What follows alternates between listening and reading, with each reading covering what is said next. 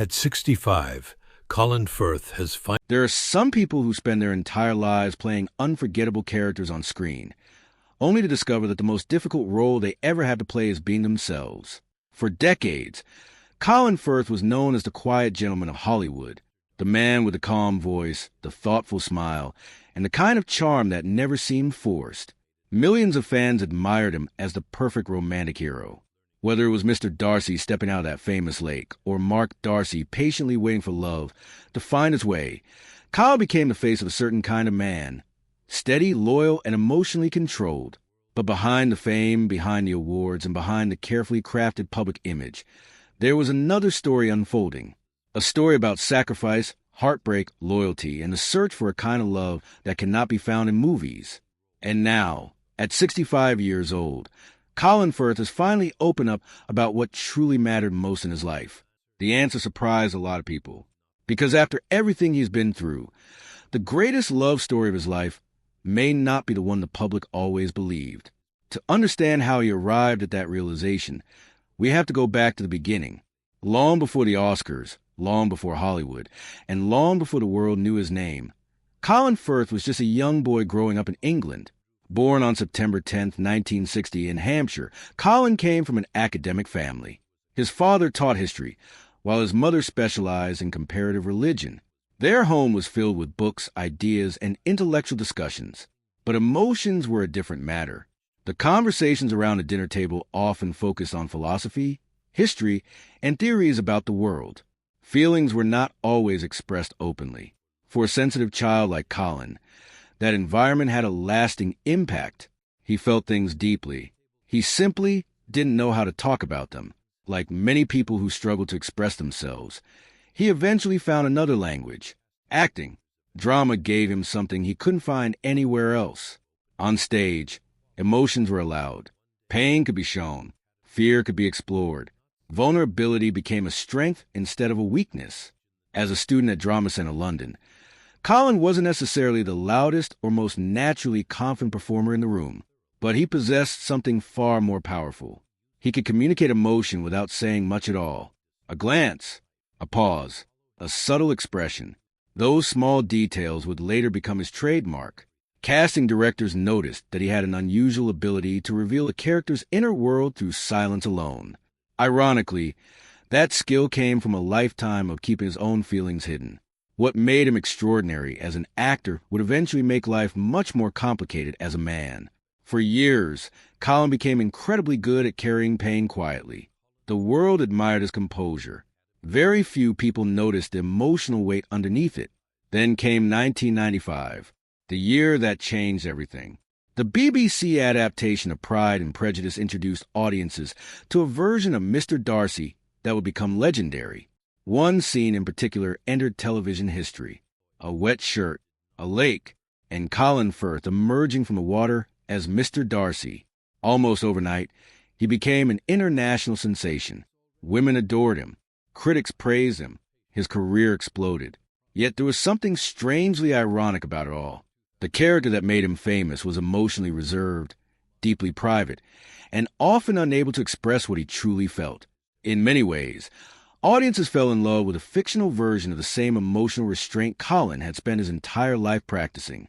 The public began to see him as the ultimate gentleman, a man who always knew exactly what to say, a man who never lost control, a man whose emotions remained perfectly measured. And for years, Colin allowed that image to continue.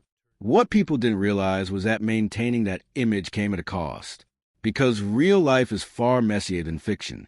And soon, Colin would discover that love in the real world requires much more than charm, patience, and good intentions. Before the world knew him as Mr. Darcy, before Hollywood came calling, another chapter of his life had already begun, a chapter that would shape him forever. In 1989, while working on the film Valmont, Colin met actress Meg Tilly. Their connection was immediate, but it wasn't based on fame or glamour. Meg was different. She had experienced hardship, loss, and struggle in ways that Colin found both fascinating and inspiring. There was a raw honesty about her. She didn't seem interested in performing for anyone. She simply lived authentically. For a man who had spent much of his life hiding behind emotional armor, That kind of authenticity was incredibly attractive.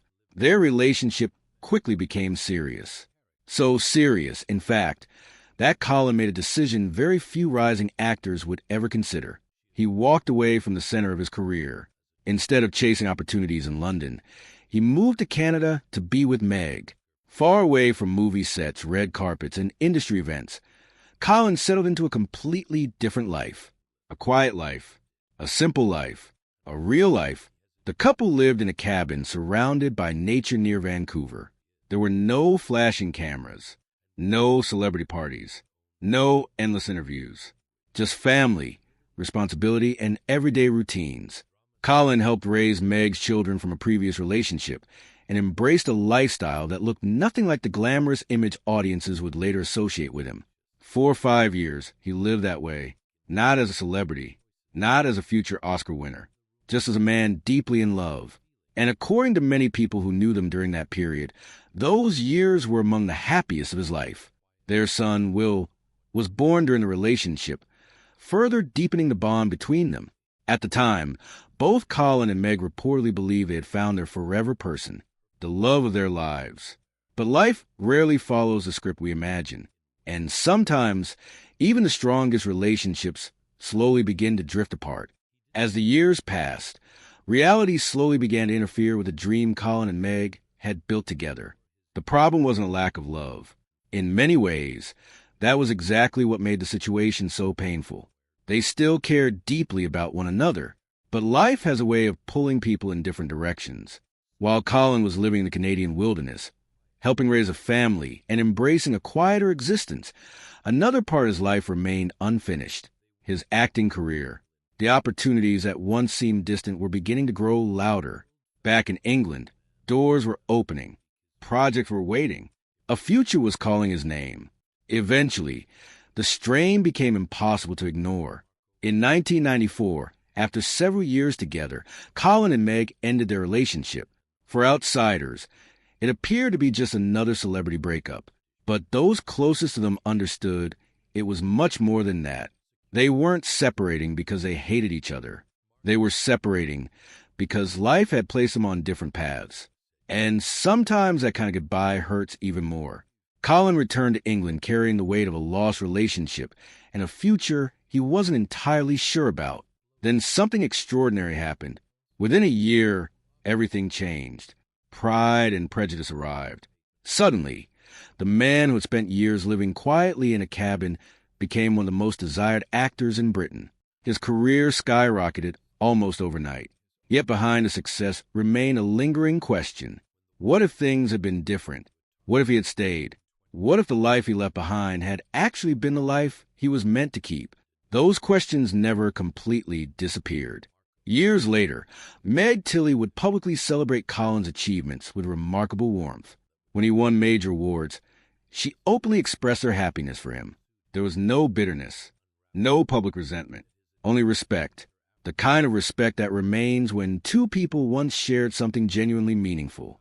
But life was moving forward, and soon another person would enter Colin's world. Someone who would shape the next 2 decades of his life. Her name was Livia Giuggioli. They met in 1996 while working on the television adaptation of Nostromo in Italy. Livia wasn't an actress. She worked behind the scenes as a production assistant. She was intelligent, passionate, energetic, and completely different from anyone Colin had known before. Where he was reserved, she was expressive. Where he hesitated, she moved confidently. Where he analyzed emotions, she seemed to live them naturally. The attraction was immediate. But what fascinated Colin most wasn't her beauty. It was her sense of purpose. Livia cared deeply about environmental issues, social causes, art, and creating meaningful change. She had ambitions and beliefs that existed independently of him. And for Colin, that was incredibly appealing. Throughout his life, he seemed drawn to strong women who already possessed a complete sense of identity. Women who didn't need him to define who they were. Women who had their own dreams, their own passions, their own worlds. Livia was exactly that kind of person. The relationship moved quickly. Before long, Colin found himself completely immersed in her world. He learned Italian, not for a role, not for a film, not for publicity, for love. He wanted to understand her culture, her family, her language, her life. It was a gesture that revealed something important about Colin's personality. When he loved someone, he didn't simply meet them halfway. He often traveled the entire distance, sometimes even further. In 1997, the couple married. From the outside, they seemed like the perfect match. They built a family together, welcomed two sons, Luca and Matteo, divided their lives between England and Italy, created homes filled with art, culture, and family traditions. To the public, they appeared grounded and stable, a refreshing contrast to the chaos often associated with celebrity marriages. For years, that image remained intact, and Colin worked hard to protect it. The more famous he became, the more private he grew. He rarely discussed personal matters, rarely complained, rarely revealed anything about the struggles that inevitably exist inside every marriage. Instead, he focused on work, and the work kept getting bigger. The Bridget Jones films transformed him into another iconic romantic figure. Mark Darcy became beloved around the world. Audiences adored his loyalty, patience, and quiet devotion. He was the man who stayed, the man who forgave, the man who waited, the man who loved unconditionally. Millions saw him as the ideal partner. What nobody realized was that Colin himself often seemed to approach relationships in much the same way. He gave, he supported, he adapted, he sacrificed, and he rarely asked for much in return. Then came 2011, the moment that represented the absolute peak of his career, the King's Speech. His portrayal of King George VI earned universal acclaim. Critics praised the performance. Awards ceremonies celebrated it. And when Colin first stood on the Academy Award stage accepting the Oscar for Best Actor, it appeared as though he had reached the summit. Everything looked perfect. The successful career, the loving family, the international recognition, the respect of his peers. From the outside, it seemed like a fairy tale ending. But life doesn't always reveal its cracks immediately. Sometimes the fractures begin long before anyone notices. And behind the scenes, small problems were already starting to grow. Problems neither Colin nor Livia fully understood at the time. As the years passed, those cracks widened. Conversations became harder. Distances became greater. The connection that once felt effortless required more effort than ever before. By 2015, the couple quietly separated. Almost nobody knew. There were no headlines, no public announcements, no dramatic interviews. They kept everything private. Friends hoped the separation would be temporary, and perhaps Colin hoped the same. After all, nearly 2 decades of marriage isn't something most people abandon easily, especially someone like Colin Firth, someone who believed in loyalty, someone who believed relationships deserved every chance possible. For a while, it seemed reconciliation might happen, and eventually it did, at least on the surface. But during that period apart, events had already begun unfolding that would eventually change everything. Events that would leave Colin facing one of the most painful chapters of his entire life. A chapter involving trust, betrayal, and a truth that would become impossible to ignore. The marriage that had defined more than 20 years of his life was approaching a breaking point, and neither Colin nor the public yet understood just how devastating the consequences would become.